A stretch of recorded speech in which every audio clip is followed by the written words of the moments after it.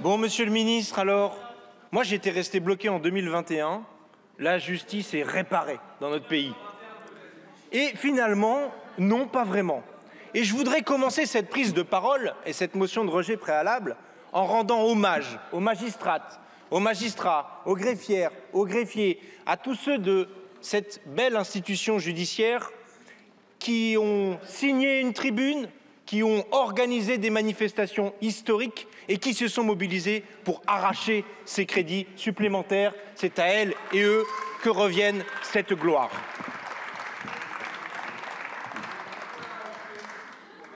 Message pour elles et pour eux, en se mobilisant, on obtient quelque chose.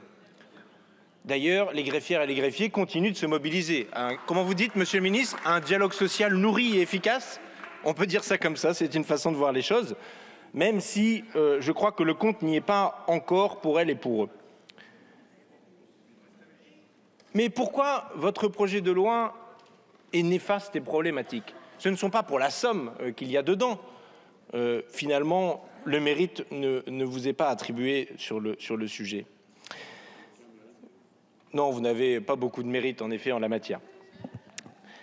Il est néfaste notamment parce que, sur l'aspect pénal que vous avez vanté, qu'est-ce qu'on y trouve? D'abord, une ordonnance. Ça, c'est bien, les ordonnances. Ça permet d'éviter d'avoir des débats, de faire ça à l'écart de l'Assemblée nationale, avec l'ensemble des membres de groupe. Et par un petit tour de passe-passe, hop, vous vous faites attraper. La dernière fois qu'on s'est fait attraper, c'est le Code de justice pénale des mineurs. D'abord, oralement dit à droit constant, finalement dedans c'est pas marqué à droit constant, puis avec des exceptions qui font que finalement il y avait un débat de fond.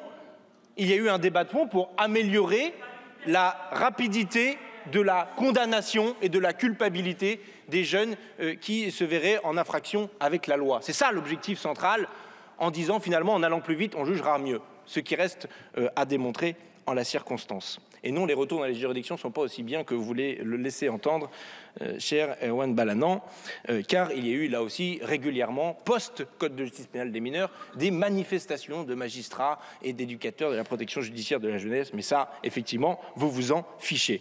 Donc cette ordonnance, finalement, on pourrait se dire, oh, on verra plus tard, c'est une ordonnance à droit constant. Bon, il y a beaucoup d'exceptions quand même dans la rédaction, donc on va être quand même un peu prudent. Et puis moi, je crois qu'en fait, en réalité, c'est plutôt dans le débat sur le texte de ratification où là, il y aura des éléments de simplification. Parce que c'est pas vrai que juste rédiger le code, ça va apporter de la simplification. C'est pas ça l'objectif politique que vous vous êtes assigné, monsieur le ministre. Pardon, ce n'est pas ça l'objectif politique que vous ont assigné les organisations policières dans un lobbying efficace de simplification de la procédure pénale qui vise finalement à écarter davantage de droits pour les justiciables. Personne n'est dupe en la matière. Ou alors, est-ce que c'est une simplification sur la mise en détention provisoire des policiers mis en cause dans des affaires qui les concernent, notamment l'usage de l'arme à feu? C'est ça l'objectif politique à la fin, monsieur le ministre? D'avoir une justice d'exception pour les policiers et gendarmes, là où tout le monde réclame l'égalité et la vérité? C'est aussi, en matière pénale, chers collègues, quand même, les perquisitions de nuit qui sont déjà possibles dans certaines circonstances, mais là on pourra le faire quand on veut. Donc ne dormez surtout pas sur vos deux oreilles, on ne sait jamais ce qui peut arriver.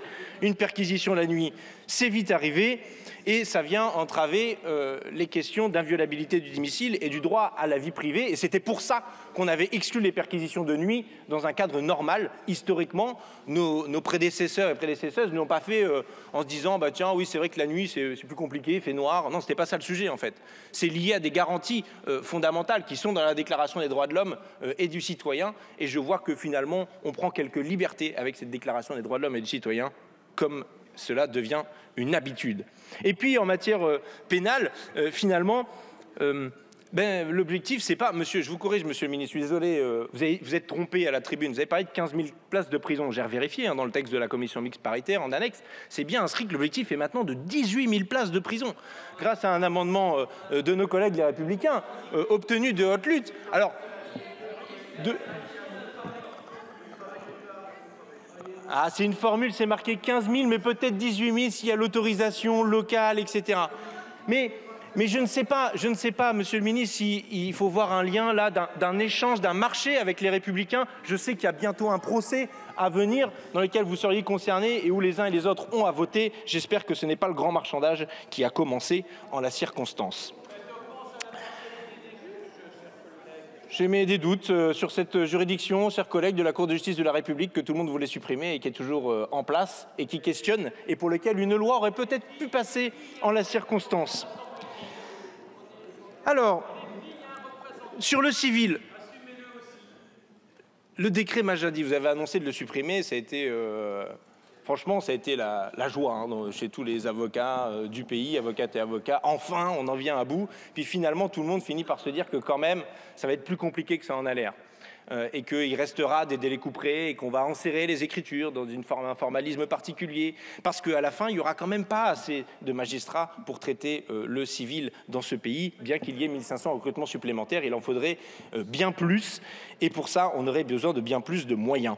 Finalement, vous êtes encore dans de la gestion de flux, comme vos prédécesseurs, et vous continuez ensuite. Et le pire, c'est qu'on a mis dans ce texte, et que vous en êtes fiers, vous l'avez porté fièrement à cette tribune, le légal privilège pour les juristes d'entreprise, démonétisant ainsi le secret professionnel de l'avocat et de son statut en tant que tel, et faisant en sorte que nous avons été sollicités, vous aussi j'imagine, par l'ACPR et l'AMF, l'autorité de contrôle prudentiel et de régulation et l'autorité des marchés financiers, qui nous ont fait part de leurs grandes inquiétudes sur le fait que quand ils vont faire des contrôles dans les entreprises, contre la lutte contre la délinquance économique et financière, le financement du terrorisme et le blanchiment, parce que c'est de ça dont on parle, que ça va entraver leurs enquêtes.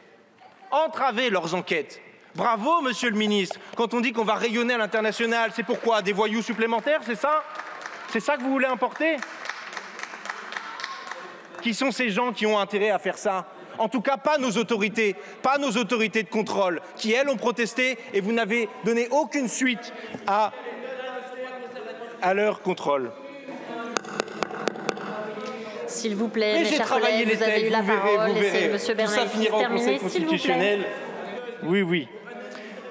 Sur le tribunal des affaires économiques, encore une nouvelle expérimentation, comme vous savez le faire. Alors, vous avez échoué sur les cours criminelles départementales, ça ne marche pas, vous vous entêtez et vous voulez récidiver sur les tribunaux des affaires économiques. On se pince, on se dit que vous avez introduit des juges qui puissent être agriculteurs, mais il reste des problèmes de conflit d'intérêts. Parce que vous allez avoir des commerçants d'un côté, des agriculteurs de l'autre, qui peuvent avoir des conflits d'intérêts les uns avec les autres.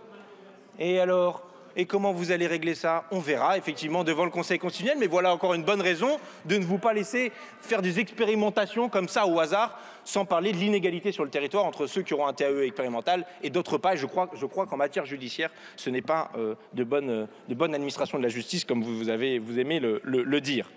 Sur le devoir de réserve, là on croit rêver. Je n'ose imaginer que vous écriviez la même chose pour les policiers. On sait que souvent, il y a une violation du secret de l'enquête par des syndicalistes qui sont protégés par leur droit syndical. Ça aurait pu être un beau débat. Mais non, votre affaire, c'est les syndicalistes magistrats. Ah ça vous embête, ça. On a vu, la fête de l'humain, c'est pas votre truc, visiblement. Hein. Peut-être parce qu'il y a un procès, encore une fois, qui arrive.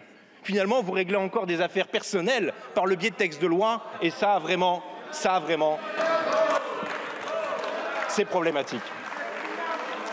Finalement, c'est 7 milliards pour l'essentiel pour remplir la fonction répressive du ministère de la Justice dans la continuité de ce qui s'est fait auparavant. Et pourtant, il y aurait pu avoir besoin des 7,5 milliards, voire même 10, pour faire de la déflation pénale et carcérale et un vrai mécanisme de régulation carcérale qui était dans les États généraux. On aurait pu mettre des crédits sur une nouvelle carte judiciaire pour ouvrir des nouveaux tribunaux au plus proche des citoyennes et des citoyens, mais c'est pas ce que vous faites. Même à Lille, le nouveau tribunal qui est en train d'être construit est déjà trop petit parce que vous aviez oublié que vous alliez faire des recrutements. La belle affaire.